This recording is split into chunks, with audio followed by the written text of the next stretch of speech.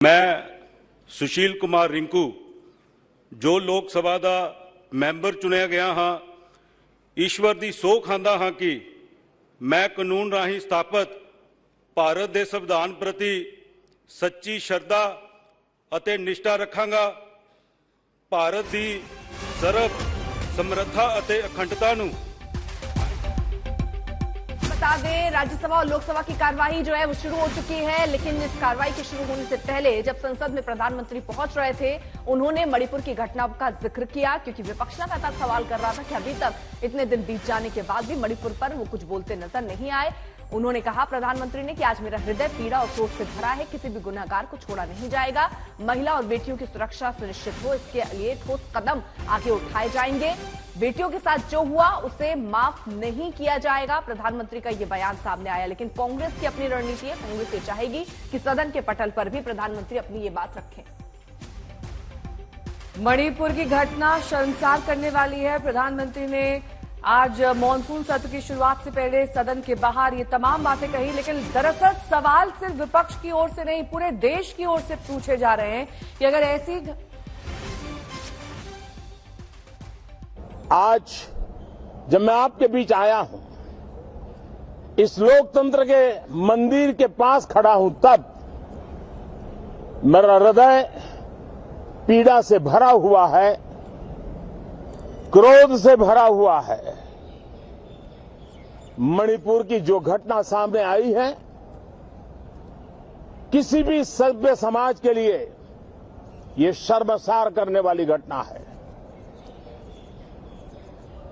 पाप करने वाले, गुनाह करने वाले कितने हैं, कौन है, वो अपनी जगह पे है, लेकिन बेइज्जती पूरे देश की हो रही है।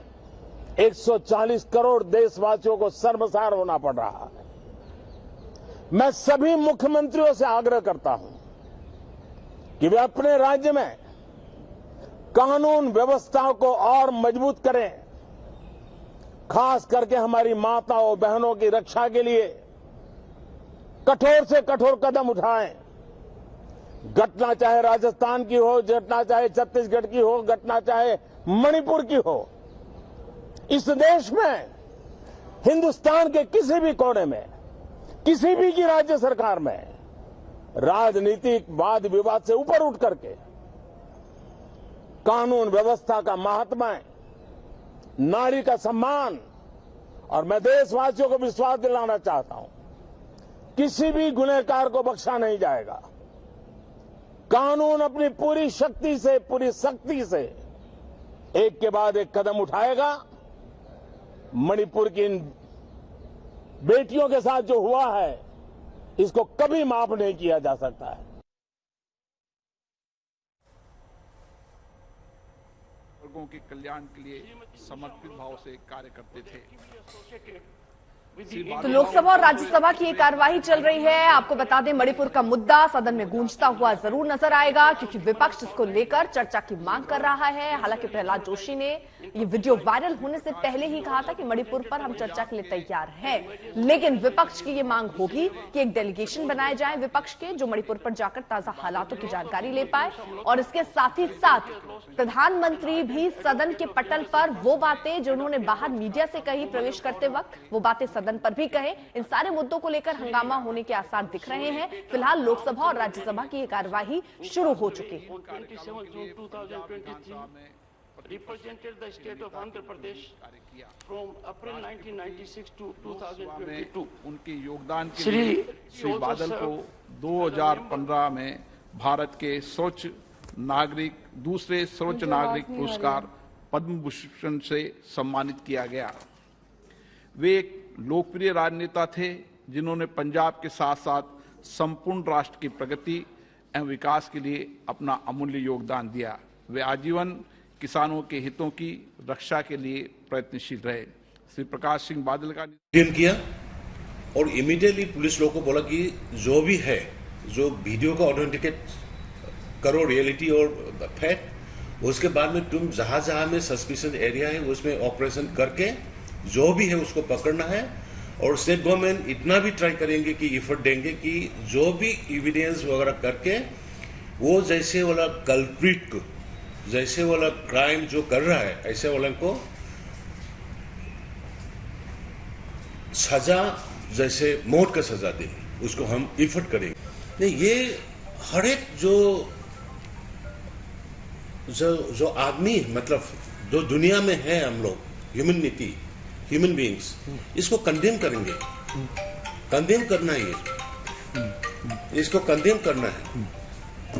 कंडेम किया और इमीडिएटली पुलिस लोगों को बोला कि जो भी है, जो वीडियो का ऑथेंटिकेट करो, रियलिटी और फैक्ट, उसके बाद में तुम जहां जहां में सस्पिशन एरिया है उसमें ऑपरेशन करके जो भी है उसको पकड़ना है।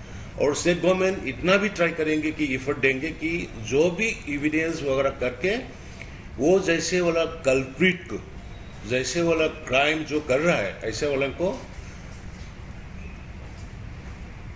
सजा, जैसे मौत का सजा दे, उसको हम एफर्ट करेंगे। नहीं, ये हर एक जो आदमी, मतलब जो दुनिया में है, हम लोग ह्यूमैनिटी, ह्यूमन बीइंग्स, इसको कंडेम करेंगे। कंडेम करना है, इसको कंडेम करना है।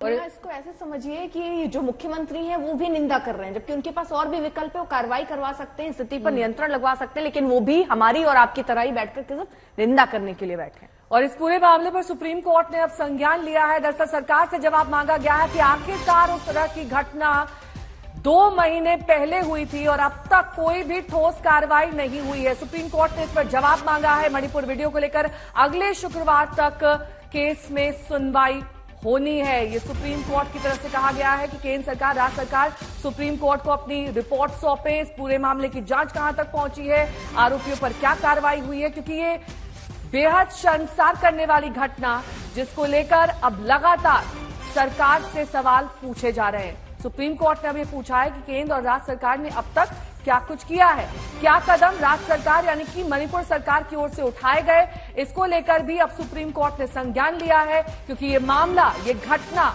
4 मई की है। से थोड़ी देर पहले मुख्यमंत्री भी हमारे साथ जुड़े। उन्होंने कहा कि बहुत सारी ऐसी घटनाएं, बहुत सारे ऐसे केसेस है जो पेंडिंग है, एफआईआर बहुत सारी दर्ज हुई हैं, कहां तक कार्रवाई होगी। लेकिन आप समझिए, ये वीडियो जैसे ही वायरल हुआ उसके तुरंत बाद मुख्य आरोपी की गिरफ्तारी हो जाती है। 900 से 1000 लोग अभी इसमें जो है आरोपी बनाए गए हैं, जो एफआईआर दर्ज हुई है, लेकिन बावजूद गिरफ्तारी सिर्फ एक शख्स। वो तो सदन चलाना नहीं चाहते हैं, इसीलिए ऐसे सब पहले ही केवेट डाल के रख रहा है। तो उनका डिमांड था, कल क्या था, चर्चा होना चाहिए, चर्चा होना चाहिए, चर्चा होना। हमने जब हाँ भर दिया, ये नया नया बहाना ढूंढ रहे, ये ठीक नहीं है। लेकिन सर उनका कहना है कि नियम भी अपने अनुसार बना रहे हैं, जो क्या नियम, ये तो शॉर्ट ड्यूरेशन पर डिस्कस, शॉर्ट ड्यूरेशन का ही डिस्कशन कभी भी हुआ है। ये परंपरा है, इतिहास है। ये अपने अनुकूलता के अनुसार वो जो भी बात करते हैं तो लोग देखते हैं। देखिए, वहां पर इतनी हिंसा घट रही है और हम आज वो मुद्दा उठा रहे हैं।